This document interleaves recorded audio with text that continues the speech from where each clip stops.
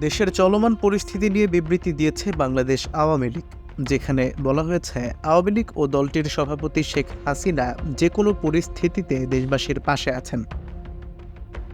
৩ October বৃহস্পতিবার আওয়ামী লীগের verified Facebook পেজে একটি পোস্ট দিয়ে এই বিবৃতি প্রকাশ করা হয়েছে।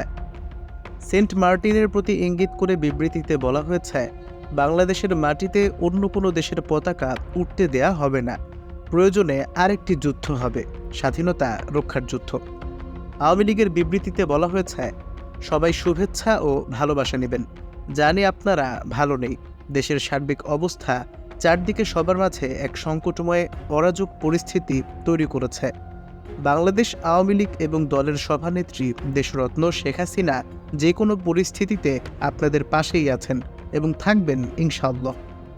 আপনারা সবাই জানেন, সবই দেখছেন। এখন হয়তো সবকিছু অনুধাবন করতে পারছেন। কী পরিস্থিতিতে দেশরত্ন শেখ হাসিনা দেশ ছেড়েছিলেন।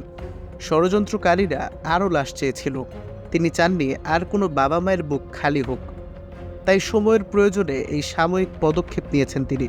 আপনারা দেখেছেন, আদালতের রায় শিক্ষার্থীদের সব দাবির পক্ষেই গেছে। দেশরত্ন শেখ হাসিনা ও আমাদের সরকার তাদের সব দাবি মেনে নিয়ে তদন্ত সাপেক্ষে সুষ্ঠু বিচারের নিশ্চয়তা দিয়েছিলেন। নিহত সব পরিবারের পাশে দাঁড়িয়েছিলেন। আহতদের বিনা খরচে চিকিৎসার ব্যবস্থা করেছিলেন। তারপরও কেন এই অরাজকতা, এই হত্যা এত ধ্বংসযজ্ঞ করা হলো? কারণ এর পেছনে ছিল ক্ষমতা দখলের দেশীয় ও আন্তর্জাতিক এক ষড়যন্ত্র।